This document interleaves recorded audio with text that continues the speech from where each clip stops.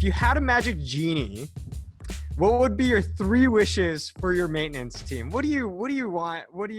That's a tricky one. So first of all, I would like to clone every single guy, every single person on my team, so that way I could double them and not have to increase my budget. That would be wonderful. Um, After that, I would have to say I would like to invent them some more time so that we could get them training. It's so difficult in a fast-paced manufacturing world with so much going on to make the time for training, but every time we do, it's so valuable.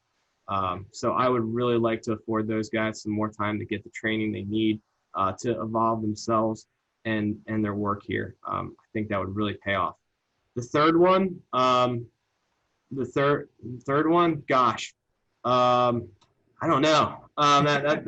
That's a good. There's so many coming to mind. But I guess buy them all a bigger fishing boat.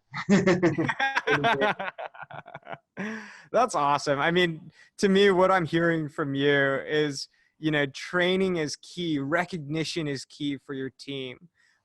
Because oftentimes folks in maintenance reliability don't get that recognition that they all deserve. So let's see if we can afford them that next fishing boat.